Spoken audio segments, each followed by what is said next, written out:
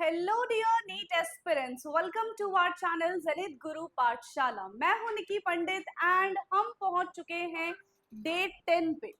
और आज की क्लास में हम स्टार्ट करने वाले हैं नॉमेनक्लेचर। ऑलरेडी हम बात करें 11th की एंड 12th की, तो उसमें काफी सारे यानी कि ऑलमोस्ट हर एक चैप्टर में हमने नॉमेनक्लेचर किया था। बट आज के इस लेक्चर में हम कंबाइंड सारे चैप्टर्स को मिला के नॉमेनक्लेचर सीख लेंगे। प्लस जो रूल्स होते हैं वो ऑलमोस्ट हर एक फंक्शनल ग्रुप के लिए सिमिलर होते हैं।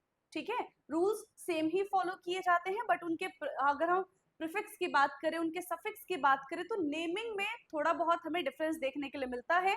बाकी किस तरीके से सारे कंपाउंड्स के नेम लिखने हैं, वो जो रूल्स होते हैं वो सिमिलर होंगे। देखेंगे हम वन बाय वन सारी चीजें। सो आई होप कि आप सबको आ रही होगी मेरी आवाज एकदम क्लियर, और मैं भी आपको एकदम क्लियर दिख रही होंगी, है ना। चलिए, शुरू करते हैं अपना आज का लेक्चर।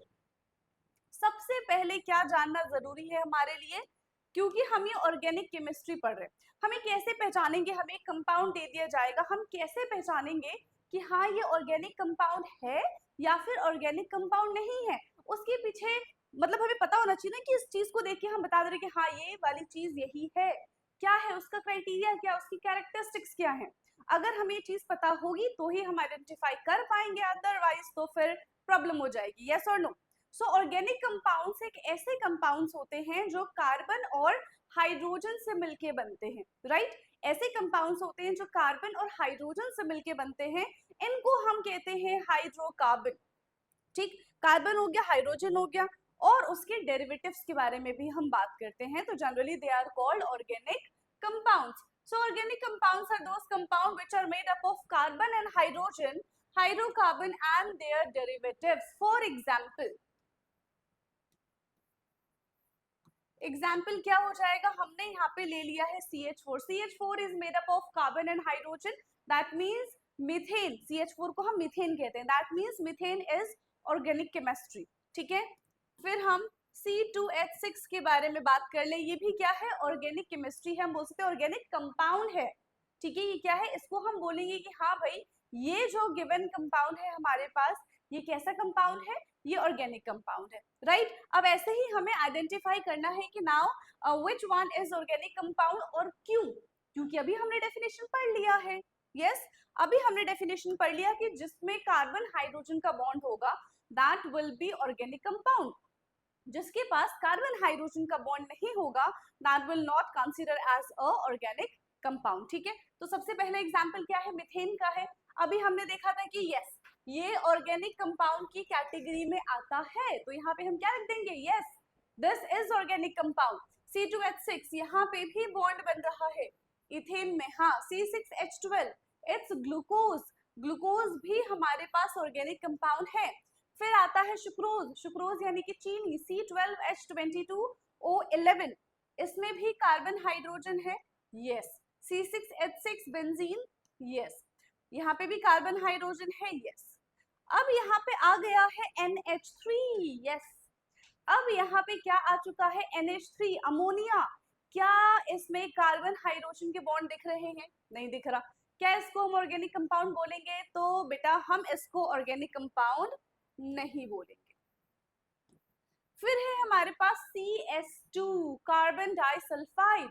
सो अगेन कार्बन डाइसल्फाइड के पास भी कार्बन हाइड्रोजन का बॉन्ड नहीं है, that's why it is not considered as organic compound. So यहाँ पे भी आ जाएगा नो।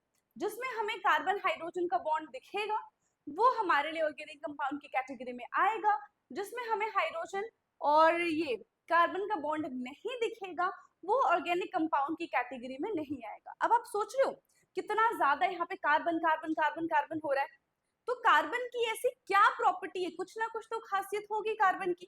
तो कार्बन की जरा नेचर के बारे में जानते हैं, and we can say carbon के वर्सटाइल नेचर के बारे में जानते हैं।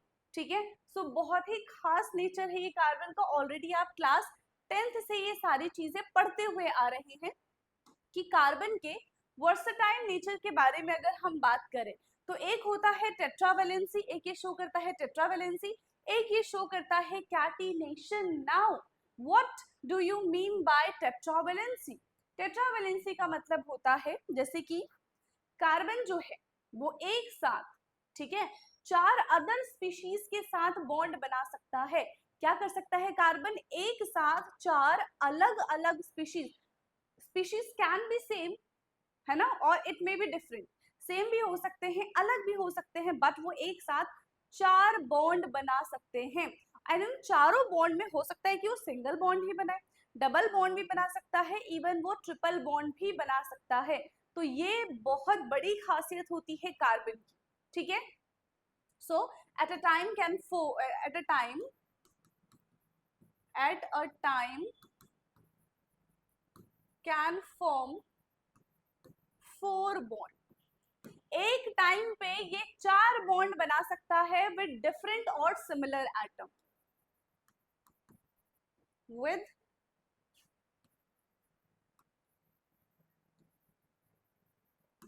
डिफरेंट और सिमिलर एटम, ठीक है। ये तो हमने 4 बॉन्ड, 4 अलग अलग स्पीशीज के बारे में बात की, but carbon have ability to form multiple bonds. हम यहाँ पे क्या बोल सकते हैं? Carbon have ability to form multiple bonds. Carbon के पास इतनी एबिलिटी है कि ये मल्टीपल बॉन्ड्स का फॉर्मेशन कर सकते हैं। जैसे कार्बन कार्बन सिंगल बॉन्ड बना सकता है, कार्बन कार्बन डबल बॉन्ड हो गया, कार्बन कार्बन ट्रिपल बॉन्ड हो गया। तो ये सिमिलर एटम के साथ भी ये बना सकता है multiple bonds, and different atom के साथ भी ये मल्टीपल बॉन्ड्स बना सकता है, जैसे कार्बन डबल बॉन्ड ऑक्सीजन, इस तरीके से। समझ में आया? तो पहली प्रॉपर्टी हमने कार्बन के वर्सेटाइल नेचर की देखी है, टेट्रावैलेंसी। टेट्रावैलेंसी में हमने ये देखा कि कार्बन 4 अलग स्पीशीज के साथ बॉन्ड बना सकता है, that species may be similar और मे बी डिफरेंट, ठीक है। फिर हमने देखा टेट्रावैलेंसी में ही ये मल्टीपल बॉन्ड्स बना सकता है विद सेम स्पीशीज और विद डिफरेंट स्पीशीज। ये सिंगल बॉन्ड बनाता है, डबल बॉन्ड बनाता है, ट्रिपल बॉन्ड बनाता है। Now the next one is catenation, ठीक है। नेक्स्ट क्या है? कैटिनेशन प्रॉपर्टी है। तो फटाफट से बताओ कैटिनेशन प्रॉपर्टी क्या होती है? ऑलरेडी आपने ये चीजें क्लास 10th में भी पढ़ी हैं। कैटिनेशन का मतलब क्या होता है? कैटिनेशन का मतलब होता है सेल्फ लिंकिंग, जो एक दूसरे से जुड़े हो, ठीक है, और ये सीरीज चलती चली जाती है, और इसी वजह से हमें नॉमेनक्लेचर पढ़ना पड़ता है। कार्बन क्या करता है? कार्बन के 4 हाथ हैं, और कार्बन इन चारों हाथों से इतने सारे बॉन्ड बना लेता है, इतने सारे सेम स्पीशीज को जोड़ लेता है, डिफरेंट स्पीशीज को जोड़ लेता है, जिसकी वजह से हमें नॉमेनक्लेचर पढ़ना पड़ता है, राइट। सो कैटिनेशन क्या होता है? Catenation means self linking, carbon carbon के साथ कनेक्ट होगा इस तरीके से। अब ये इनके कनेक्शन के भी डिफरेंट डिफरेंट वेज, ठीक है। ये स्ट्रेट चेन में भी कनेक्ट हो सकते हैं, ये ब्रांचिंग फॉर्मेशन में भी कनेक्ट हो सकते हैं, इवन ये साइक्लिक फॉर्म में भी एक दूसरे के साथ कनेक्ट हो सकते हैं। तो अब हम इनका स्ट्रक्चरल रिप्रेजेंटेशन देख लेते हैं, ठीक है। So next one is structural representation of organic compound. तो यहाँ पे क्या है? Expanded form. सबसे पहले एक्सपेंडेड फॉर्म, लेट्स सपोज कि मेरे पास है C2H5OH, मैंने ये लिख दिया, ठीक है। अगर मैं इसके एक्सपेंडेड फॉर्म के बारे में बात करूं तो कितने कार्बन है? 2 कार्बन है।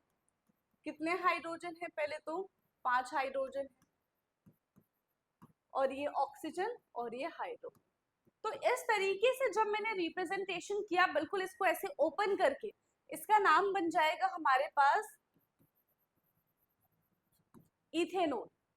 क्या नाम बन जाएगा इसका? इसका नाम बन जाएगा इथेनॉल। तो यहाँ पे हमने ये देखा कि हमने हर एक चीज को बिल्कुल उसके बॉन्ड को रिप्रेजेंट किया, हर एक चीज ओपन करके लिखी है ना।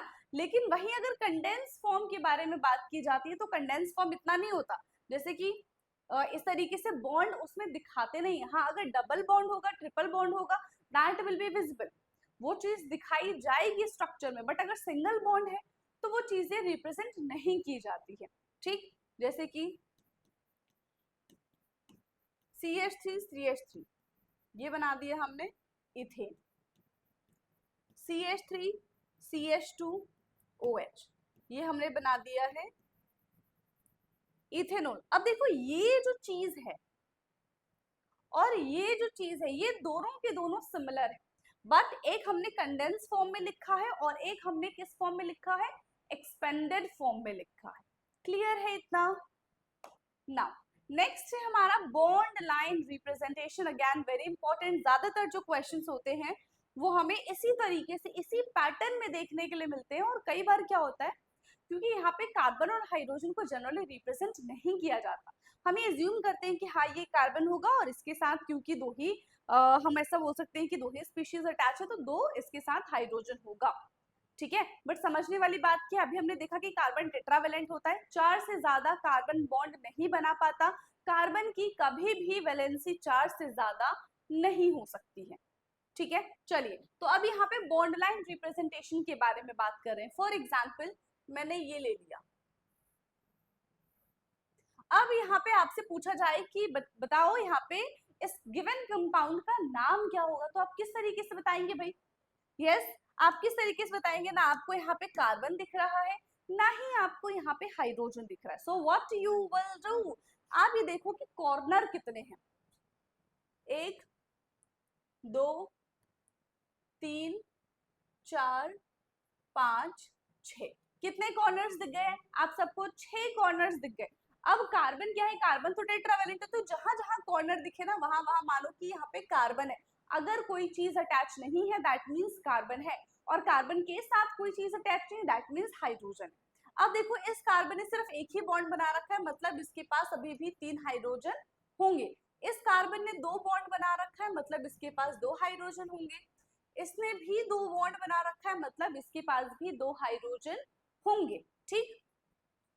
इसके पास भी 2 हाइड्रोजन है, इसके पास भी 2 हाइड्रोजन है, और इसके पास 3 हाइड्रोजन है। नाउ अब आपको पता चल चुका है कि इस गिवन कंपाउंड में कितने कार्बन है हमारे पास और कितने हाइड्रोजन है। क्या कहीं डबल बॉन्ड है? नहीं दिख रहा हमको। तो क्या कहीं ट्रिपल बॉन्ड है? नहीं दिख रहा, मतलब है ही नहीं, है ना। नहीं दिख रहा है मतलब है ही नहीं यहाँ पे डबल और ट्रिपल बॉन्ड। तो नंबर ऑफ कार्बन इज 4, कोई डबल बॉन्ड नहीं है, कोई ट्रिपल बॉन्ड नहीं है। सो दिस इज 1 नहीं 4 नहीं है, 1 2 3 4 5 6 है, 6 है तो 6 के लिए आता है हेक्स, सब में सिंगल बॉन्ड है तो एन, ठीक है। क्या बन गया? हेक्स एन बन गया, देखेंगे अभी हम, ठीक। तो इस तरीके से हम बॉन्ड लाइन रिप्रेजेंटेशन करते हैं। अगर डबल बॉन्ड या फिर ट्रिपल बॉन्ड आता है, अगर डबल बॉन्ड, तो देखो इस तरीके से रिप्रेजेंट कर दिया जाएगा। यहाँ पे डबल बॉन्ड हो गया और ये हमारा देखो यहाँ पे ट्रिपल बॉन्ड हो गया, ठीक है। एक साथ 1 2 3 तो ट्रिपल बॉन्ड, 1 2 तो डबल बॉन्ड। तो इस तरीके से हम इसको देखेंगे। Now next one is 3D representation. 3D representation क्या होता है? जहाँ पे तीनों एक्सेस हो, X axis, Y axis and Z axis, इन सब में रिप्रेजेंटेशन करना क्या कहलाता है? 3D representation. लेट्स सपोज कि ये जो फिस्ट है, ठीक है, ये क्या है? ये है कार्बन, ठीक है। कार्बन 4 स्पीशीज के साथ कनेक्ट होगा, तो एक कार्बन का हाइड्रोजन ये है, ठीक है। अब यहाँ पे इतने सारे पेन तो है नहीं, एक कार्बन का हाइड्रोजन ये है 2। तो अभी देखो ये प्लेन के ऊपर है और ये प्लेन के नीचे है, ठीक है। आउट ऑफ द प्लेन ये चला जा रहा है, ठीक है, ये आउट ऑफ द प्लेन चला जाएगा। एक आगे की साइड होगा इस तरीके से जो कि आपको दिखाई देगा, और एक इस तरीके से पीछे की साइड होगा। तो ड्यू टू आगे वाला हाइड्रोजन आपको पीछे वाला हाइड्रोजन क्लियरली विजिबल नहीं होगा, है ना। तो इस तरीके से यहाँ पे हम रिप्रेजेंट करते हैं। ये देखो, एक को हम यहाँ पे क्या करते हैं, वेज का इस्तेमाल करते हैं, और एक होता है हमारा डैश, ठीक है। एक होता है वेज और एक होता है यहाँ पे डैश, ठीक है। समझ में आ चुका है? यस और नो? तो ये हमारा क्या बन जाएगा? ये हमारा है सॉलिड वेज बॉन्ड, ठीक है, और ये हमारा है डैश वेज बॉन्ड, ठीक। क्लियर? तो इस तरीके से हम इस चीज को रिप्रेजेंट करेंगे, और इनके बीच में जो एंगल होता है वो 109.5 डिग्री, ठीक है, 109.5 डिग्री, ये इनके बीच का एंगल होता है। Okay, now next one is classification of organic compound. अब हम ऑर्गेनिक कंपाउंड को क्लासिफाई कर रहे हैं। सो ऑर्गेनिक कंपाउंड क्लासिफाई होता है एसाइक्लिक एंड साइक्लिक में। किस में क्लासिफाई हो गया? एसाइक्लिक और साइक्लिक में। तो एसाइक्लिक क्या होता है? एसाइक्लिक को हम ओपन चेन स्ट्रक्चर भी बोलते हैं या फिर एलिफेटिक कंपाउंड बोलते हैं। ठीक है, ये हमारा ओपन चेन स्ट्रक्चर होता है और aliphatic compound. Open chain structure और एलिफेटिक कंपाउंड, यहाँ पे क्या होता है कि स्ट्रेट चेन बनती है और हो सकता है कि इसके साथ ब्रांचेस भी अवेलेबल हो। ठीक है, इट कंसिस्ट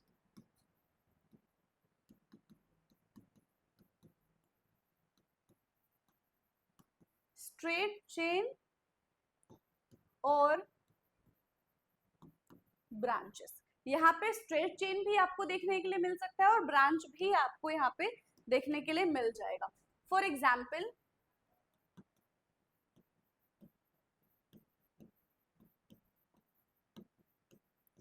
एक तो हमारा ये हो गया। ठीक है, एक एग्जाम्पल हमने ये ले लिया।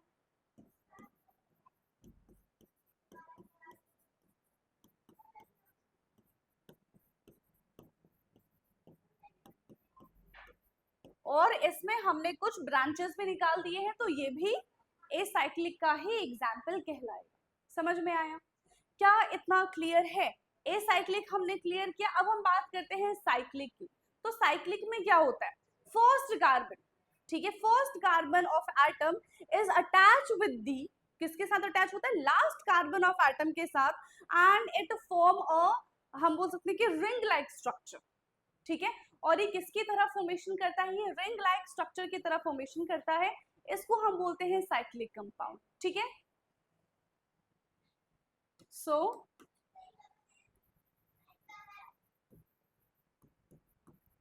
when first carbon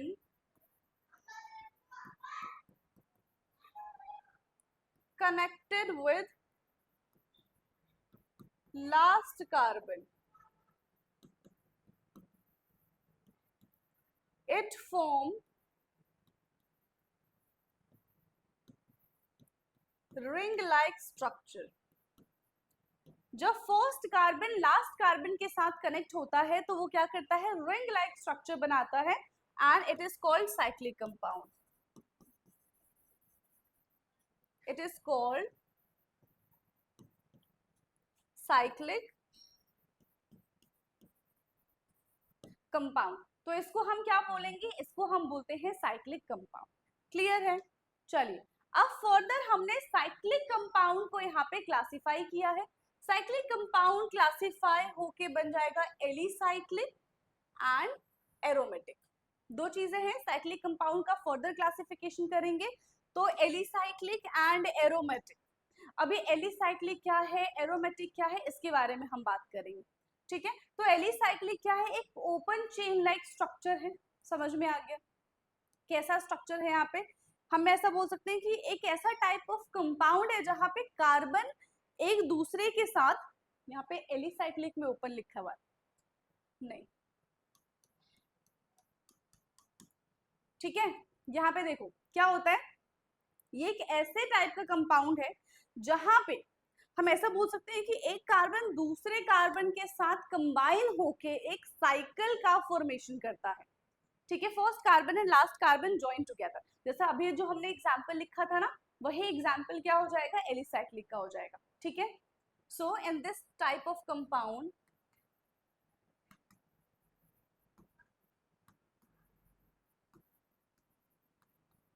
in this type of compound, first and last carbon join together. First and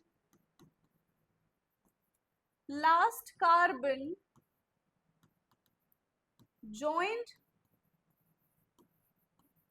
together to form cyclic compound.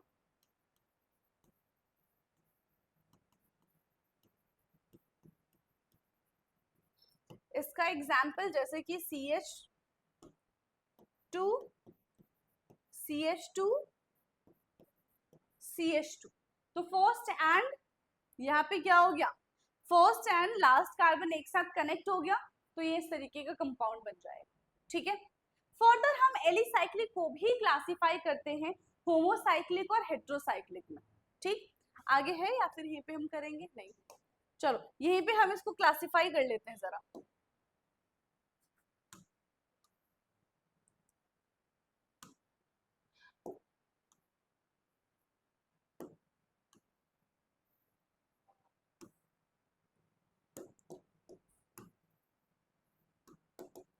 इसको हम फर्दर क्लासिफाई करेंगे।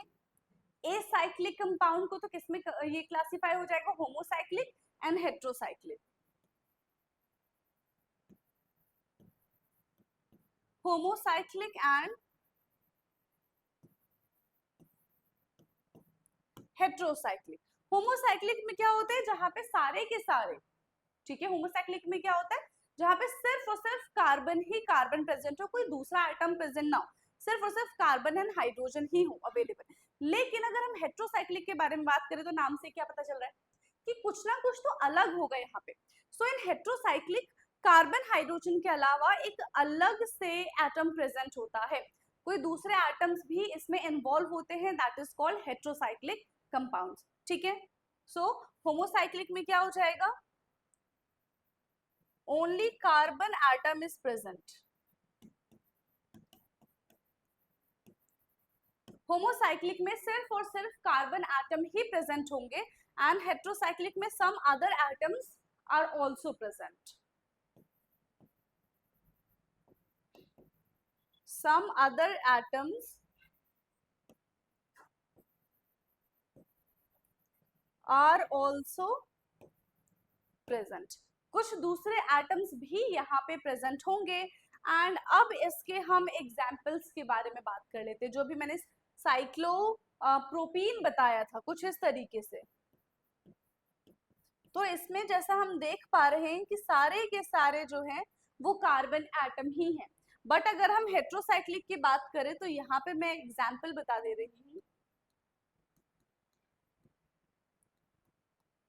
यहाँ पे क्या हो रहा है, एक अलग से एटम आ गया है O। ठीक है, क्या हो गया, एक अलग से एटम आ गया है O, तो ये क्या बन जाएगा, ये हमारा बन जाएगा हेट्रोसाइक्लिक। ठीक है, टेट्राहाइड्रोफ्यूरान ये हमारा एग्जाम्पल है। क्या इतनी चीजें क्लियर हैं, यस, क्या इतनी चीजें क्लियर हैं कि एलिसाइक्लिक क्या होता है। Now will come to aromatic. अब देखो नाम से हमने क्या पता चल रहा है एरोमेटिक के बारे में, जहां पे रेजोनेंस होगा। ऑलरेडी हम रेजोनेटिंग स्ट्रक्चर जो हमारा था, हमने कितने डीपली उस चीज को पढ़ा है जीओसी में। ठीक है, तो यहाँ पे हम बात करते हैं एरोमेटिक कंपाउंड्स के बारे में। So aromatic compounds are the type of special compound. ठीक है, एरोमेटिक कैसा है, ये साइक्लिक का एक स्पेशल कंपाउंड हम मान के चलते हैं, बट ये स्पेशल तभी होगा if it follows some rule, जैसे कि it should be planar, it can delocalize, ठीक है, ये पाई बॉन्ड का डीलोकलाइजेशन कराना चाहिए, and the most important thing it should follow Huckel rule, that is 4 pi. ठीक है, क्या होता है, 4n+2 पाई इलेक्ट्रॉन, हाँ 4n+2 पाई इलेक्ट्रॉन को फॉलो करना चाहिए। क्या इतनी चीजें क्लियर हैं। सो एरोमेटिक, एरोमेटिक के बारे में अब हम कुछ चीजें लिख लेंगे। क्या हो जाएगा aromatic, aromatic are the special type of cyclic compound, are the special type of cyclic compound. Aromatic जो है वो एक स्पेशल टाइप का साइक्लोमेटिक, ये साइक्लिक कंपाउंड है व्हिच फॉलो सम रूल्स, जिसको कुछ रूल्स फॉलो करने पड़ेंगे। ये सारी चीजें दिख रही है ना, हाँ। सबसे पहला, इट शुड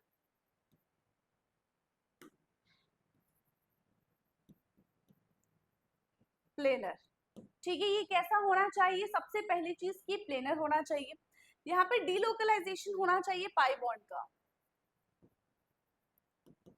यहाँ पे डीलोकलाइजेशन होना चाहिए पाई बॉन्ड का। And the third one is, इसको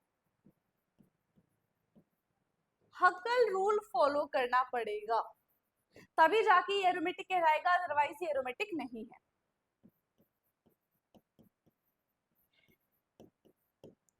4n+2 पाई इलेक्ट्रॉन, इसको ये चीज फॉलो करनी पड़ेगी। एग्जाम्पल क्या है एरोमेटिक का, जैसे कि बेंजीन हो गया, ठीक है। बेंजीन क्या करता है, बेंजीन ये सारे चीजों को फॉलो करता है और तब जाके कहीं वो एरोमेटिक कंपाउंड बनता है, ठीक है। So the example is benzene. अब बताइए, अब ये समझ में आ गया है। नाउ इसके बाद बहुत बहुत बहुत इंपॉर्टेंट है, जहां से अक्सर क्वेश्चन आता है कि आपको कुछ कंपाउंड दे दिया जाएगा, वहां पे आपको बताना है बायोसाइक्लिक कंपाउंड या फिर स्पाइरो कंपाउंड्स क्या होते हैं, ठीक है।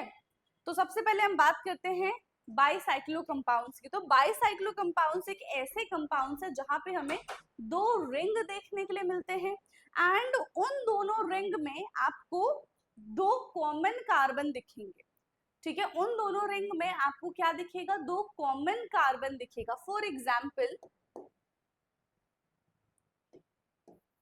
एग्जाम्पल जैसे कि एक हमने ये बेंजीन बनाया, फिर इसके साथ हमने दूसरा बेंजीन बना दिया। अच्छा, दो पॉइंट है उसको सबसे पहले मेंशन करवा दूं मैं आपको, ताकि भूल ना जाओ। तो रूल्स क्या है यहाँ पे, बाईसाइक्लो, देखो बाई का मतलब क्या पता चला, दो, साइक्लो मीन साइक्लिक रिंग, तो दो साइक्लिक रिंग होना यहाँ पे इंपॉर्टेंट है। यहाँ पे अपने पास एक तो दो साइक्लिक रिंग होना चाहिए, और उन दोनों साइक्लिक रिंग में क्या होना चाहिए, two carbon atoms are common, two carbon atom are common. इन दो साइक्लिक रिंग में हमारे पास दो कार्बन एटम कॉमन होना चाहिए, ठीक है। दो कार्बन एटम कैसे होने चाहिए, कॉमन होना चाहिए। चलो बताओ एग्जाम्पल, अगर आपको पता है तो आप वीडियो को पॉज करके, ठीक है, कमेंट में आप मुझे बता सकते हैं कि क्या क्या इसके एग्जाम्पल्स हो सकते हैं, ठीक है। अभी मैं कुछ लिख दूंगी, ये वाला बता दो, क्या ये बाईसाइक्लो कंपाउंड्स है कि नहीं है। क्या ये हमारा बाईसाइक्लो कंपाउंड्स की कैटेगरी में आएगा या फिर नहीं आएगा।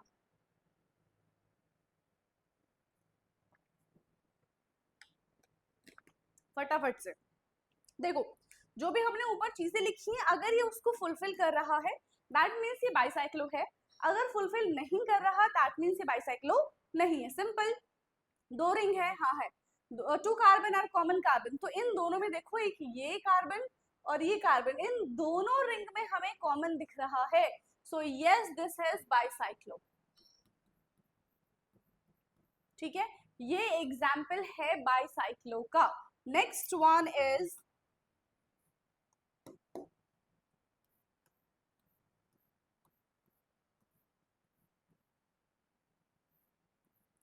ये बता दो, क्या ये बाईसाइक्लो है, क्या इसमें दो बेंजीन रिंग है, यस दो बेंजीन रिंग है इसमें, बेंजीन रिंग कह रही, दो हम ऐसा बोल सकते हैं कि साइक्लिक रिंग, जरूरी नहीं कि बेंजीन ही हो, दो साइक्लिक रिंग है, हाँ इसमें दो साइक्लिक रिंग है। क्या दो सेम कार्बन एटम है, दो सिमिलर कार्बन एटम है, मतलब ऐसे कार्बन जो दोनों रिंग में शेयर हो रहे हो। तो यहाँ पे देखो, ऐसा कोई कार्बन यहाँ पे इनके बीच में नहीं है जो दोनों रिंग में कॉमन हो, दैट मीन्स ये बाईसाइक्लो नहीं है, ठीक है। इसका मतलब ये बाईसाइक्लो का एग्जाम्पल नहीं है। थर्ड वन देखो, ये है हमारे पास।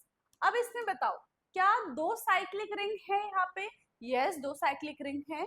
क्या दो कॉमन कार्बन आइटम आपको दिख रहे हैं, हाँ भाई यहाँ पे हमें दो कॉमन कार्बन आइटम दिख रहे हैं, दैट मीन्स ये बाईसाइक्लो का एग्जाम्पल है, ठीक है। दैट मीन्स ये बाईसाइक्लो का एग्जाम्पल होगा। नेक्स्ट,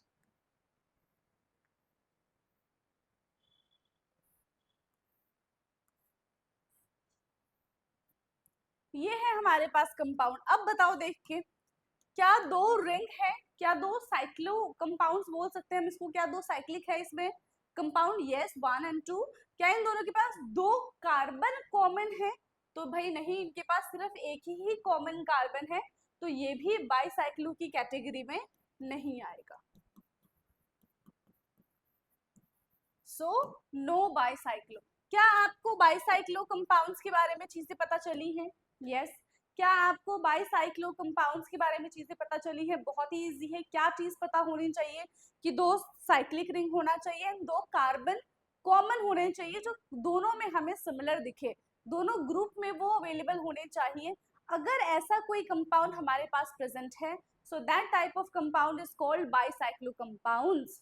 ठीक है। Now the next one is spiro compound. ठीक है, नेक्स्ट क्या हमारा स्पाइरो कंपाउंड। इसकी क्या खास बात है?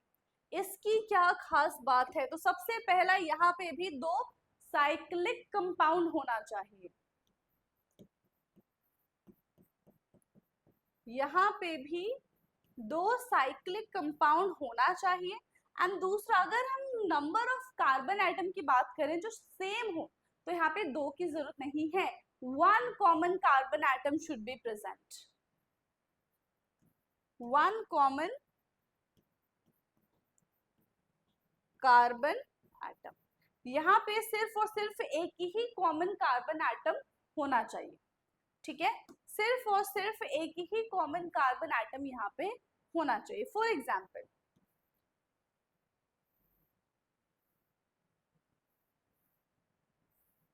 तो यहाँ पे मेरे पास एक कंपाउंड है, क्या ये स्पाइरो कंपाउंड है? क्योंकि देखो इसके पास तो मुझे एक कॉमन कार्बन दिख रहा है। ठीक है, मुझे इसके पास एक कॉमन कार्बन दिख रहा है। अगर इसके पास एक कॉमन कार्बन है, दैट मीन्स ये हमारा स्पाइरो कंपाउंड कहलाएगा। अब देखो ये एग्जाम्पल बनाया था, तो ये हमारा बाईसाइक्लो तो नहीं है, है ना? ये हमारा बाईसाइक्लो तो नहीं है, बट क्या ये हमारा स्पाइरो कार्बन है? देखो इन दोनों के बीच में भी हमें एक कॉमन कार्बन दिखाई दे रहा है, इन दोनों के बीच में भी हमें कॉमन कार्बन दिखाई दे रहा है, मतलब ये स्पाइरो कार्बन होगा। सिमिलैरिटी है दोनों में, बस एक चीज अलग होगी, और वो एक चीज क्या है? वो एक चीज है number of similar carbon atom. ठीक है, बाईसाइक्लो में बाई मीन्स दो और स्पाइरो है तो एक ही रहेगा। क्या इतनी चीजें क्लियर है? आई थिंक कि अभी तक जितना भी हमने पढ़ा उसमें तो कोई डाउट नहीं होना चाहिए। ठीक है, स्क्रीनशॉट लेना है, फटाफट से स्क्रीनशॉट ले लो। ओके, चलो बढ़ जाए अब हम आगे। यस, फिर हम अब एरोमेटिक पे आ गए हैं। एरोमेटिक को हम फर्दर डिस्क्राइब करेंगे, तो हमें क्या क्या मिलेगा? Benzenoids, non benzenoids and heterocyclic aromatic compounds. ठीक, बेंजोनॉइड्स क्या होते हैं? ऐसे ग्रुप ऑफ रिंग बोल सकते हैं, ठीक है, जिसमें एक ना एक बेंजीन रिंग प्रेजेंट ही हो। ठीक है, ऐसा aromatic compounds which have at least one benzene ring। ठीक है, सो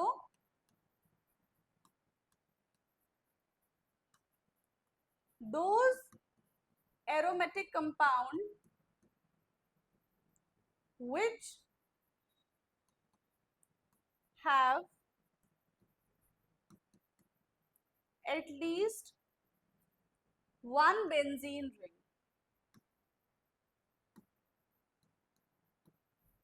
जिसके पास एटलीस्ट एक बेंजीन रिंग तो हो ही, वो हमारा बेंजोनॉइड्स कहलाएगा। जैसे कि बेंजीन, इसके पास एक बेंजीन रिंग तो है ही। ठीक है, नेफ्थलीन के बारे में अगर हम बात करते हैं,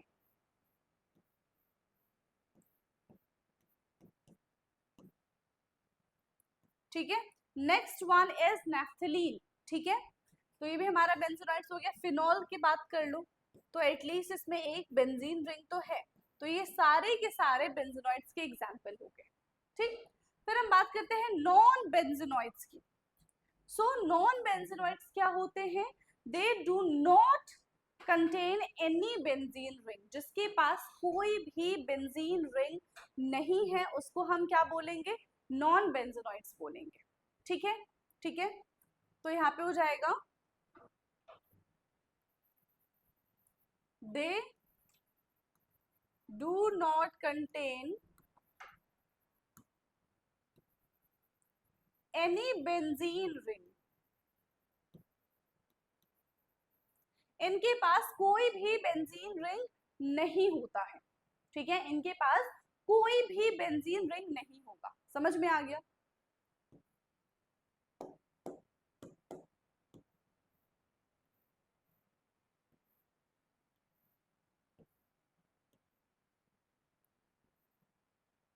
ठीक है, तो कुछ इस तरीके से अब इसके अंदर हम नहीं डबल बॉन्ड बना के कर देते हैं।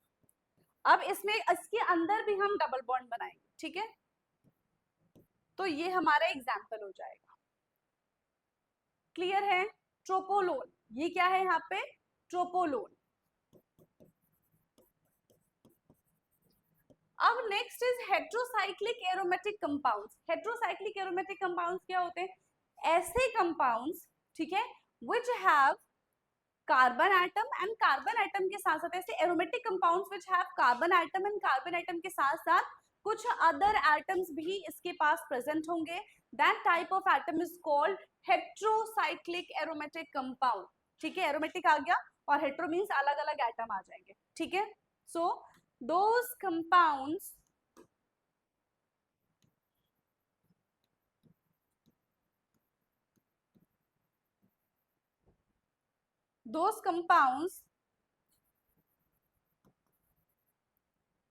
which are aromatic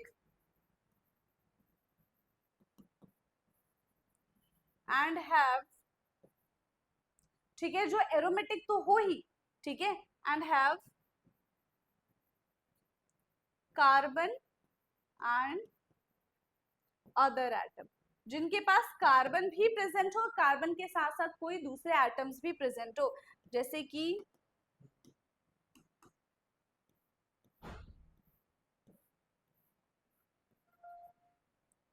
तो ये क्या बन जाएगा हमारा?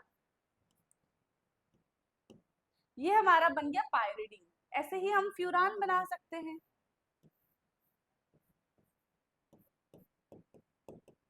ये बन गया हमारा फ्यूरान, ठीक है। थायोफीन बना दो, फ्यूरान बना दो, पायरिडीन बना दो। So these are the examples of the heterocyclic aromatic compound. क्या इतनी चीजें समझ में आई हैं? चलो, इसके बाद सीधा हम नॉमेनक्लेचर पे आ जाते हैं। इतनी चीजें पढ़ने के बाद सीधा हम नॉमेनक्लेचर पे आ जाते हैं, ठीक है। बट उससे पहले एक टर्म है, मैं जनरली आपको ऐसे ही बता देती हूँ। होमोने सॉरी, इट्स क्या बोलते हैं उसको हम? होमोलोगस सीरीज, है ना, सिर्फ होमो नहीं। होमोलोगस सीरीज क्या होता है? होमोलोगस सीरीज ऐसी सीरीज, ठीक है, ऐसी सीरीज जहां पे हम ऐसा बोल सकते हैं कि फंक्शनल ग्रुप इज सिमिलर, ठीक है, जहाँ पे फंक्शनल ग्रुप सिमिलर होता है बट वो टॉप टू बॉटम उनका इंक्रीजिंग एटॉमिक मास होता है and they differ by CH2 group whose molecular mass is 14 AMU, ठीक है। CH2 में से वेरी करता है, चाहे आप एल्कोहल का ग्रुप ले लो, चाहे कीटोन का ग्रुप ले लो, चाहे कार्बोक्सिलिक एसिड का ग्रुप ले लो, चाहे एल्केन का ग्रुप ले लो, एल्कीन का ग्रुप ले लो, एल्काइन का ग्रुप ले लो, तो इन सब में से किसी का भी ग्रुप ले लो, सिर्फ और सिर्फ इस होमोलोगस सीरीज में सारी चीजें सेम रहेंगी। मॉलिक्यूलर मास 14 AMU से इंक्रीज होगा एंड सब में, सबके बीच में CH2 मॉलिक्यूल का डिफरेंस होगा। समझ में आ गया? ठीक है, तो अब शुरुआत करते हैं हम एल्केन्स से। Alkanes are the compounds which all have a sigma bond और अ सिंगल बॉन्ड। ऐसे कंपाउंड्स जिनके पास सिर्फ और सिर्फ सिग्मा बॉन्ड प्रेजेंट होता है, जिनके पास सिर्फ और सिर्फ सिंगल बॉन्ड प्रेजेंट होता है between the carbon carbon atom, ठीक है। जनरल फॉर्मूला के बारे में अगर हम बात करें, जनरल फॉर्मूला क्या होता है? CnH2n+2। एल्केन्स का जर्नल फॉर्मूला होता है CnH2n+2, ठीक। अब किसी भी कंपाउंड का नाम लिखने के लिए हमें कुछ रूल्स पता होने चाहिए एंड वो रूल्स क्या है उसके बारे में जानो। सबसे पहले हम हमेशा प्रीफिक्स लिखते हैं, फिर हम रूट नेम लिखते हैं, फिर primary suffix and then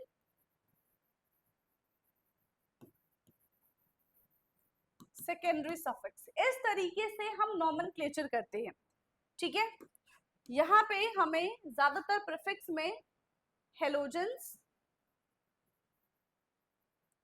and दूसरा एल्काइल ग्रुप देखने के लिए मिलेगा। रूट नेम होता है नंबर ऑफ कार्बन, ठीक है।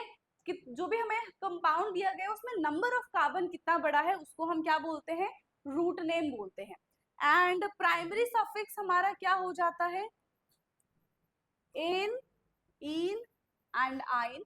और सेकेंडरी सफिक्स हमारा फंक्शनल ग्रुप, एल्कोहल, ठीक है, carboxylic acid, ketone group, aldehyde, ठीक है, नाइट्रो ग्रुप। नाइट्रो तो जनरली प्रीफिक्स में इस्तेमाल किया जाता है ना।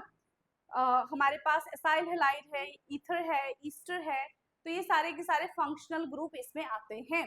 अब आपको जानना है कि जो रूट नेम है, ठीक है, उनके आखिरकार नाम क्या है। जैसे अगर हमारे पास एक कार्बन होगा तो हम उसको किस नाम से बुलाएंगे, जैसे आपको बुलाते हैं आपके घर वाले, जब जो भी आपका नाम है, चिंटू, पिंटू, मिंटू, है ना, तो ऐसे बुलाते हैं आपको आपके घर वाले। तो ऐसे ही हम यहाँ पे कार्बन को भी बुलाते हैं, कार्बन का भी एक स्पेसिफिक नाम।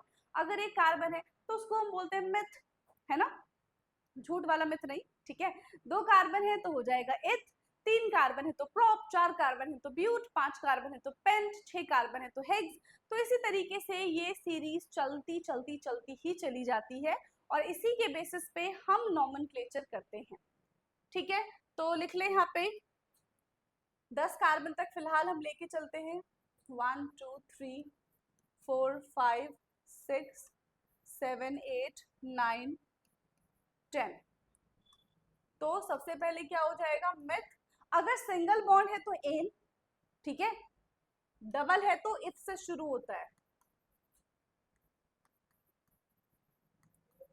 Prop,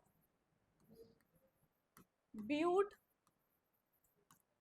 paint, hex, hept, oct, non and dec. तो इस तरीके से हम 1 से लेकर 10 तक कार्बन के नाम लिखेंगे और इसी तरीके से हम इसका नॉमेनक्लेचर भी करेंगे, ठीक है।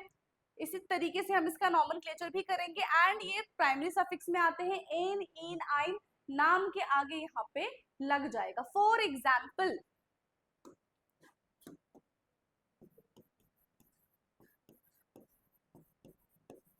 ये दे दिया हमें, यहाँ पे कहीं पे भी डबल और ट्रिपल बॉन्ड नहीं है, ठीक है। डबल और ट्रिपल बॉन्ड नहीं है ना, प्रीफिक्स है, ठीक है, प्राइमरी सफिक्स है बट सेकेंडरी सफिक्स यहाँ पे नहीं है। तो देखो रूट नेम कितना है, 1 2 3 4, 4 के लिए आता है ब्यूट, ठीक है। 4 के लिए क्या आता है, 4 के लिए आता है ब्यूट। तो हमने इसका नाम लिख दिया ब्यूट। कहीं कोई प्राइमरी सफिक्स से एन है तो हमने लिख दिया एन, इसके अलावा इसमें कुछ भी नहीं है तो इसका नाम हो जाएगा ब्यूट एन। अगर कहीं डबल बॉन्ड होता तो वो बन जाता ब्यूट इन, कहीं ट्रिपल बॉन्ड होता तो बन जाता ब्यूट आइन। और किस कार्बन पे ये डबल ट्रिपल बॉन्ड है उस कार्बन के नाम के साथ हम ये चीज लेके चलते हैं, ठीक। नाउ अब यहाँ पे कुछ और एग्जाम्पल्स को हम फॉलो कर लेते हैं, ठीक है, ताकि हमारे लिए आसानी हो, हम और बेटर तरीके से समझ पाए।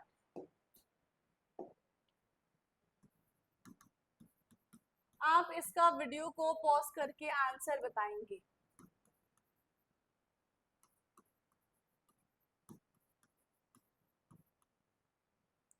चलो ये क्वेश्चन है हमारा, ठीक है, ये क्वेश्चन है हमारा। इसमें फंक्शनल ग्रुप कौन सा है, ठीक है, प्राइमरी ग्रुप कौन सा है, मिथाइल यानी कि हमारा प्रीफिक्स कौन सा है और रूट नेम कौन सा है। तो कार्बन की सबसे लंबी जो चेन दिखेगी इसको हम क्या बोलते हैं, ये हो जाएगा हमारा रूट नेम। ये और ये जो है ये हमारे कहलाएंगे प्रीफिक्स, और प्रीफिक्स में भी ये एल्काइल ग्रुप है और एल्काइल में भी इनको हम बोलते हैं मिथाइल ग्रुप, ठीक है, समझ में आ गया। तो ये हमारा बन जाएगा, किस कार्बन पे अटैच है ये देख लो, 1 2 3 4। तो एक तो हमारे 2 कार्बन पे अटैच है और एक हमारे 3 कार्बन पे अटैच, ठीक है, एक हमारे 2 कार्बन पे अटैच है, एक हमारे 3 कार्बन पे अटैच है। 2 पे भी मिथाइल है और 3 पे भी यहाँ पे कौन सा ग्रुप अटैच है, मिथाइल ग्रुप है। अब ये बना कैसे, देखो मीथेन पता है, मिथेन यानी कि CH4। सो जब हम मिथेन में से एक हाइड्रोजन हटा देंगे तो ये बन जाएगा मिथाइल।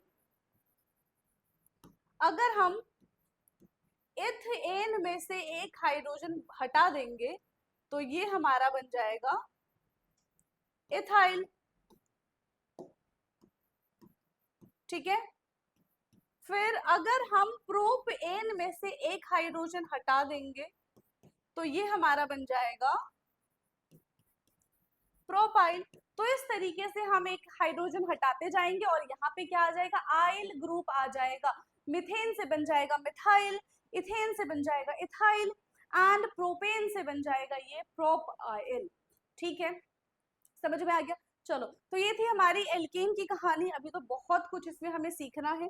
ठीक, अब कुछ इंपॉर्टेंट चीजें हम जान ले, जैसे कि आइसो क्या होता है, सेकेंडरी क्या होता है, ठीक है, टर्शियरी क्या है, नियो क्या है, इन सब के बारे में अब हम कुछ चीजें जानेंगे। क्योंकि जब भी हम कॉमन नेम के बारे में बात करते हैं ये चीजें हमें देखने के लिए मिलती है और अक्सर इसमें गलती होती है, क्योंकि हम नॉमेनक्लेचर करते समय आइडेंटिफाई ही नहीं कर पाते कि ये आइसो कंपाउंड है, ये नियो कंपाउंड है। ठीक है, फिर हम बोलेंगे नहीं आइसो नहीं, सेकेंडरी है, सेकेंडरी नहीं है, आइसो है। कैसे पहचाने हम? यस, तो उनकी कुछ अपनी खासियत है, उनके कुछ अपने कैरेक्टरिस्टिक्स है, तो उस बेस पे हम यहाँ पे उन चीजों को करेंगे आइडेंटिफाई एंड फिर हम उसका आंसर बताएंगे। ठीक है, समझ में आ गया। तो यहाँ पे क्या है, सबसे पहले जानते हैं आइसो के बारे में। आइसो कंपाउंड क्या होते हैं, कैसे पहचानेंगे कि आइसो क्या है? तो उसके लिए हमारे पास पेरेंट चेन से सेकेंड लास्ट कार्बन पे जो ग्रुप अटैच होगा, ठीक है, और उसमें भी सेकेंड लास्ट तो है, साथ ही साथ वहां पे क्या होगा, उस सेकेंड लास्ट कार्बन के पास दो मिथाइल ग्रुप होने चाहिए और एक हाइड्रोजन ग्रुप होना चाहिए। अगर कोई ऐसा ग्रुप हमको दिखाई देता है, समझ में आता है, so that compound will be iso compound. बिल्कुल समझ में नहीं आया है? बिल्कुल भी समझ में नहीं आया? ठीक है भाई,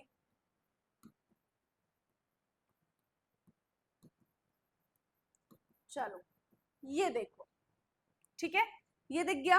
अब आइसो कंपाउंड अगर मुझे पहचानना होगा तो मैं कैसे पहचानूंगी? ये हमारा बड़ा सा ये क्या है, पेरेंट चेन है।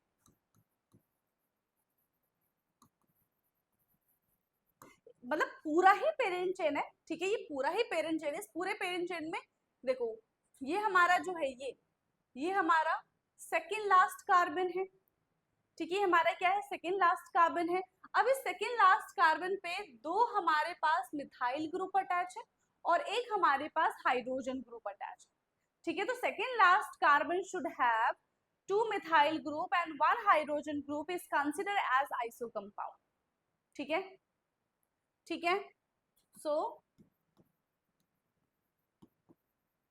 second last carbon should have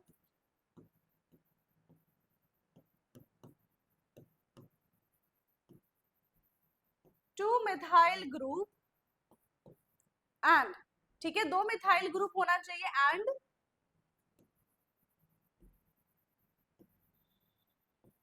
one hydrogen atom, और इसके पास एक हाइड्रोजन ग्रुप, एक हाइड्रोजन एटम अगर अटैच है तो इसको हम बोलते हैं आइसो कंपाउंड। ठीक है, समझ में आ गया है? क्लियर है?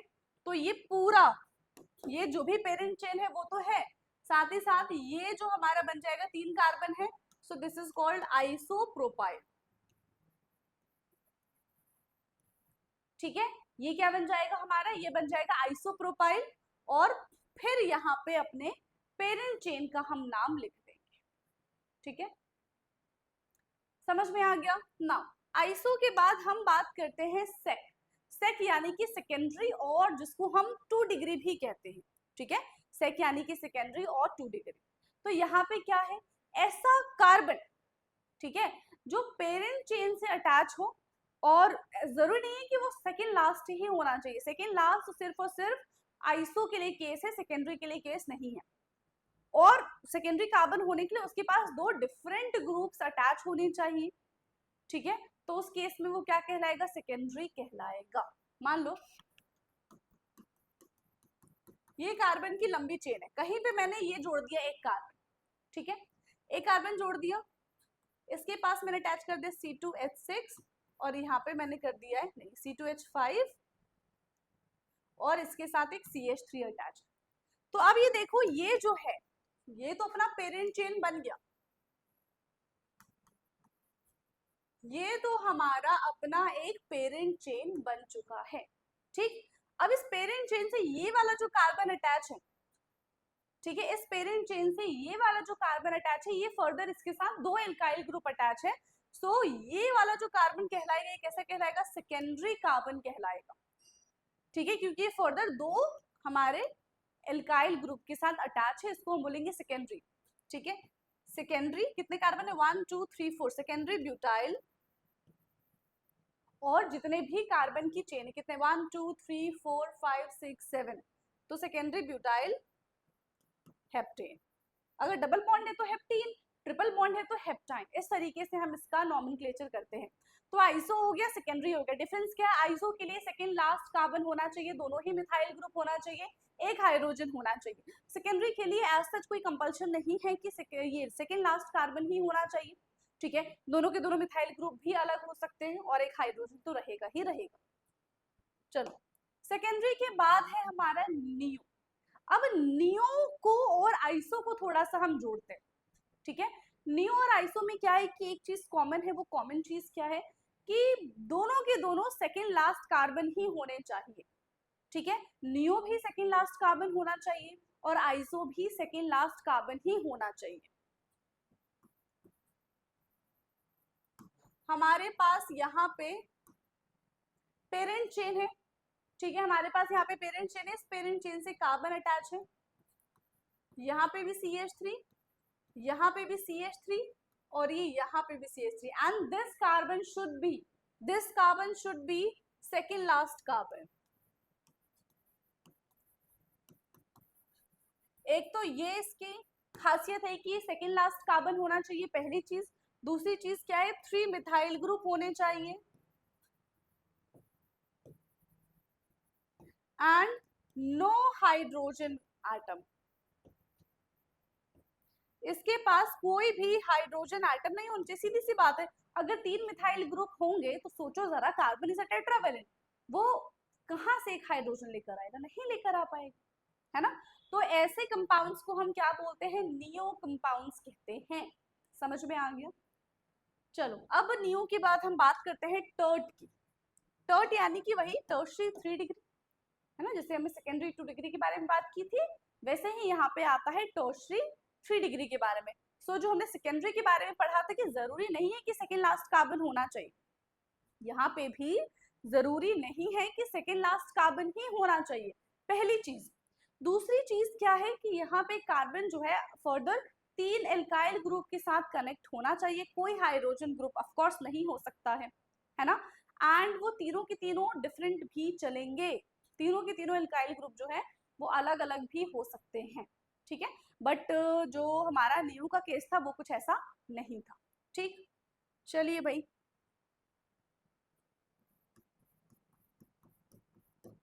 पेरेंट चेन है CH3 C2H5 एंड CH3, ऐसे हमने अटैच कर दिया। ठीक है, समझ में आ गया? क्या होना चाहिए यहाँ पे? 3 एल्काइल ग्रुप होना चाहिए एंड नो हाइड्रोजन एटम।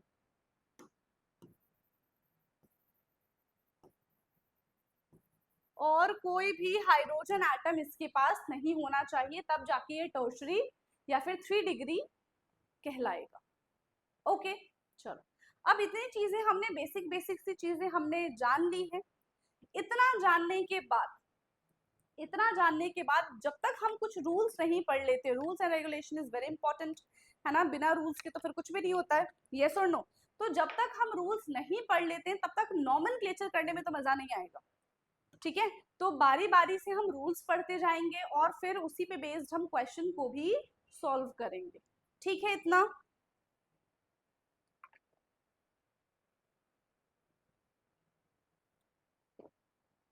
ठीक है, इतना।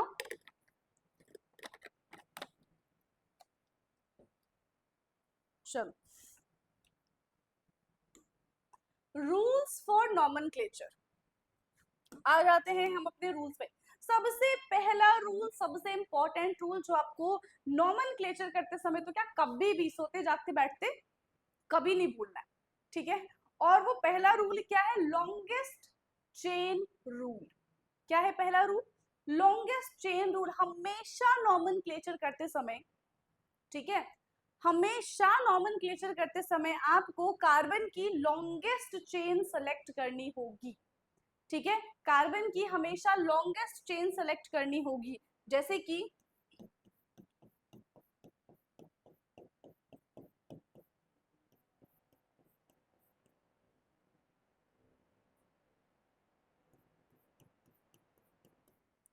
मेरे पास ये एक कार्बन की चेन है, ठीक है, मेरे पास ये कार्बन की चेन है। नाउ आई हैव 3 ऑप्शंस, ठीक है, मेरे पास 3 ऑप्शन है। या तो मैं इसको लॉन्गेस्ट चेन कंसिडर कर लूं, पहली चीज। दूसरी चीज क्या है कि मैं इसको लॉन्गेस्ट चेन कंसिडर कर लूं। और तीसरा ऑप्शन मेरे पास क्या है कि मैं इसको लॉन्गेस्ट चेन कंसिडर कर लूं। ये 3 ऑप्शन है मेरे पास। यस, ये 3 ऑप्शन है। अब देखो कौन सा ऑप्शन करेक्ट होगा जिसमें सबसे ज्यादा नंबर ऑफ कार्बन एक सिंगल चेन में अटैच होंगे, वही हमारा लॉन्गेस्ट चेन कहलाएगा। और अगर उसी के थ्रू हमने नॉमेनक्लेचर किया तो ही आपका नॉमेनक्लेचर सही होगा, अदरवाइज वो रॉन्ग हो जाएगा, ठीक है भाई, अदरवाइज वो रॉन्ग हो जाएगा। Now let's calculate. So 1 2 3 4 5 6 7 8 9, straight chain में हमारे पास 9 कार्बन है, ठीक। फिर यहाँ पे आ जाओ 1 2 3 4 5 6 7 8 9 10, सेकेंड वाले में हमारे पास टोटल 10 कार्बन है, मतलब ये तो फेल हो गया। फिर थर्ड क्या है? 1 2 3 4 5 6 7 8 9 10 11 12। ओ थर्ड वाले में हमारे पास 12 कार्बन है, तो ये भी फॉल्स हो गया। तो सबसे पहला हमारा काम क्या होगा? जब भी हम नॉमेनक्लेचर करें, first find out the carbon longest chain, ठीक है। पेरेंट चेन में सबसे पहले आपको डिसाइड करना है कि इसमें लॉन्गेस्ट कार्बन की चेन कौन सी बन सकती है। जरूरी नहीं है कि हर बार वो स्ट्रेट चेन ही हम कंसिडर करें। अगर वो रूल को फॉलो नहीं कर रहा है तो हम उसको कंसिडर नहीं करेंगे, क्योंकि हमारे लिए रूल इज वेरी इंपॉर्टेंट, है ना। रूल को ब्रेक नहीं करना है। और ऐसे एक रूल नहीं, बहुत सारे रूल है, ठीक है, जो आपको ऑर्गेनिक में फॉलो करना ही पड़ेगा। ओके, क्या इतनी चीजें क्लियर हैं? यस, क्या इतनी चीजें क्लियर है? सो फर्स्ट रूल तो देखो भैया, बिल्कुल ऐसे दिमाग में यहाँ पे छप जाना चाहिए, ठीक है। सेकंड क्या है? Lowest number and the lowest sum rule, ठीक है। लोएस्ट नंबर और लोएस्ट सम रूल के बारे में बात करते हैं। ये क्या बात है? ये क्या बात है? ओके, यहाँ पे ही देख लो, कार्बन कार्बन कार्बन की मेरे पास एक लंबी सी चेन है और यहाँ पे मेरे पास CH3 लगा दिया, ठीक है। यहाँ पे मेरे पास CH3 लगा दिया और एक मैंने CH3, चलो छोड़ो, यहीं पे लगाया। अब यहाँ पे सेकेंड रूल कह रहा है कि लोएस्ट नंबर होना चाहिए, लोएस्ट सम रूल के बारे में हम बात करते हैं। अगर मुझे इस कंपाउंड का, इस गिवन कंपाउंड का नॉमेनक्लेचर करना होगा, सो मैं क्या करूंगी? कर दूंगी, लेकिन कैसे? आप बोलोगे कि हम तो यहाँ से काउंट करने की हमको आदत है 1 2 3 4 5, बट मैं बोलूंगी कि मेरी आदत तो उल्टी है ना। मैं तो यहाँ से काउंट करूंगी 1 2 3 4 5। अब क्योंकि आपकी और मेरी लड़ाई ना हो, है ना, एक बीच का सोल्यूशन हमें ढूंढना पड़ेगा। ऐसा थोड़ी है कि सिर्फ आपकी चलेगी, है ना, और ऐसा कहीं लिखा भी नहीं कि सिर्फ मेरी चलेगी, ठीक है। तो एक बीच का हमें ऐसा सोल्यूशन ढूंढना पड़ेगा जिसपे आप भी एग्री करो और मैं भी एग्री करूं। तो उसके लिए ला दिया है रूल। इन्होंने कहा है कि देखो भाई, किसी की नहीं चलने वाली है यहाँ पे। अगर जहां से आपको लोएस्ट नंबर मिल जाता है वहीं से काउंटिंग करना शुरू कर दो। जहां से आपको लोएस्ट नंबर मिल जाता है वहीं से काउंटिंग करना आप शुरू कर दीजिए। हमने कहा कि ये तो अच्छी बात है, हम वैसा ही करते हैं, है ना, जैसा ऑर्गेनिक कह रही है हम वैसे ही बात मानेंगे। तो यहाँ से देखो, यहाँ से सेकेंड नंबर पे आ रहा है और यहाँ से फोर्थ नंबर पे आ रहा है, ठीक है। यहाँ से सेकेंड नंबर पे आ रहा है, यहाँ से फोर्थ नंबर पे आ रहा है। तो यहाँ से क्या हो गया? ये वाला तो गलत हो गया। सेकेंड इज द लोएस्ट ना, तो हम काउंटिंग कहाँ से करेंगे? जहां से हमें लोएस्ट नंबर मिलेगा, ठीक है, जहां से हमें क्या मिलेगा, जहां से हमें लोएस्ट नंबर मिलेगा। अगर एक से ज्यादा सब्स्टिट्यूएंट्स है तो आप सबके कार्बन के नंबर को आप ऐड करके देखो, उनका सम करके देखो, और सम करने के बाद जिसका लोएस्ट नंबर आता है तो उसी को हम कंसिडर करेंगे, वहीं से हम काउंटिंग करना शुरू कर देंगे। ओके, सो ये था हमारा second rule. Now the third one is name should be written by mentioning the position, number of alkyl group followed by its name and then root name and then prefix. तो ये चीज already बता चुकी हूँ मैं आपको। जिस भी कार्बन पे ये एल्काइल ग्रुप अटैच है, किस कार्बन से अटैच है, सबसे पहले तो हमने नंबरिंग ही की थी ना, कि कहाँ से देखे कि किस कार्बन पे ये सब्स्टिट्यूएंट अटैच है। तो उस सब्स्टिट्यूएंट का नाम लिखने से पहले, ठीक है, उस सब्स्टिट्यूएंट्स का नाम लिखने से पहले आपको क्या करना पड़ेगा, उस कार्बन का नंबर लिखना पड़ेगा जिससे वो सब्स्टिट्यूएंट्स अटैच है। So this is the third rule which you have to follow. ठीक है भाई, तो ये हमारा तीसरा रूल है जो आपको एकदम आंख बंद करके फॉलो करना पड़ेगा। चलो नेक्स्ट रूल, फोर्थ रूल क्या है, in case of more than one different type of alkyl group is present then alkyl group should be written alphabetically. मतलब CH3 CH3 CH2 मान लो इसको हमने, हाँ ठीक है, CH3 C2H5 CH2 CH3, ये हमारे पास एक कंपाउंड है। ठीक है, ये हमारे पास एक कंपाउंड है। अब इसमें देखो कितने सब्स्टिट्यूएंट्स प्रेजेंट है, 1 एंड 2। ये हमारा एक कार्बन है, मेथ से बना है, तो ये बन जाएगा मिथाइल और ये बन जाएगा हमारा इथाइल। अब कह रहे हैं कि इन case of more than one different type of alkyl group, अगर हमारे पास एक से ज्यादा सब्स्टिट्यूएंट्स है, एक से ज्यादा अगर हमारे पास एल्काइल ग्रुप है and both the alkyl group is different, then nomenclature करते समय, अब हम देखो दोनों के दोनों यूज एज अ प्रीफिक्स, दोनों का इस्तेमाल प्रीफिक्स की तरह ही होगा, बट प्रीफिक्स में हम पहले मिथाइल को लिखे कि पहले इथाइल को लिखे। अब आप बोलोगे कि भैया जिसका नंबर पहले आ रहा है पहले उसको लिख दे, है ना, जिसका नंबर पहले आ रहा है पहले उसको लिख दो, बट ऐसा नहीं होता है। अगर डिफरेंट एल्काइल ग्रुप है एंड दोनों के दोनों प्रीफिक्स है, दोनों की प्रायोरिटी सेम है, सो इन दैट केस हम अल्फाबेट का इस्तेमाल करते हैं, जो आपने बिल्कुल अपनी केजी क्लास में सीखा होगा। ठीक है, नर्सरी केजी में जो आपने चीजें सीखी है, अब हम उस चीज का रियल एप्लीकेशन यहाँ पे दिखाएंगे करके। ठीक है, चलो सो क्या कह रहे हैं, in case of more than one different type of alkyl group is present then alkyl group should be written alphabetically. तो पहले एम आता है कि पहले ई आता है, तो पहले ई आता है। नंबरिंग हम वैसे ही करेंगे, नंबरिंग में कोई कंजूसी नहीं है, ऐसा नहीं कि पुराने रूल्स हम भूल जाएंगे, पुराने रूल्स को फॉलो करना है एंड पुराने रूल्स को फॉलो करते करते ही हमें आगे बढ़ना है। एक भी रूल आपको भूलना नहीं है। सबसे पहले हमने कार्बन की लॉन्गेस्ट चेन देखी, फिर हमने लोएस्ट सम रूल देखा, ठीक है, फिर हमने क्या किया, अब हमने अल्फाबेट का इस्तेमाल कर लिया है। तो सबसे पहले हम इथ लिखेंगे, इथाइल लिखेंगे थर्ड कार्बन पे, फिर सेकंड कार्बन पे मिथाइल लिखेंगे एंड देन पूरा हम कार्बन जितने भी पेरेंट चेन में कार्बन है उसका नाम लिख देंगे। ठीक, फिफ्थ है, in case of more than one alkyl group of same type then di tri tetra and they are not included in alphabetical order। इसका क्या मतलब है, one alkyl group of same type, one alkyl group of same type। तो अगर हमारे पास ये carbon है, अब यहाँ पे भी दो सब्स्टिट्यूएंट्स है, ठीक है, यहाँ पे भी दो सब्स्टिट्यूएंट्स है, तो क्या हो जाएगा, दो, लेकिन दोनों के दोनों सेम है। अब देखो ये भी मिथाइल है और ये भी मिथाइल है, अब आप कैसे लिखोगे, 2 मिथाइल 3 मिथाइल और फिर कार्बन का नाम, तो आपका नॉमेनक्लेचर हो जाएगा गलत। So if compound have same alkyl group, ठीक है, एंड वो अगर एक से ज्यादा बार रिपीट हो रहा है, सो इन दैट टाइम आपको क्या करना पड़ेगा, जितनी बार वो रिपीट हो रहा है उसका सिर्फ नंबर लिखो। ठीक है, कि वो कौन कौन से कार्बन पे सब्स्टिट्यूएंट्स आ रहा है, उस चीज का आपको नंबर यहाँ पे मेंशन करना पड़ेगा। ठीक है, जैसे कि मान लेते हैं ये सेकेंड और थर्ड कार्बन पे आ रहा है, तो आपको 2,3 अभी कितनी बार रिपीट हो रहा है, ये 2 बार रिपीट हो रहा है, 2 बार रिपीट होगा तो डाई लगा दो, 3 बार रिपीट होगा तो ट्राई लगा दो, 4 बार रिपीट होगा तो टेट्रा लगा दो। इस तरीके से हमें लिखना है। तो 2 बार है तो हम करेंगे डाई मिथाइल, और कार्बन कितने 1 2 3 4 5 तो ये बन जाएगा पेंट। 2,3 डाइमिथाइल पेंटेन, क्या बन जाएगा ये? 2,3 डाइमिथाइल पेंटेन। इस तरीके से हम इसका नॉमेनक्लेचर करेंगे।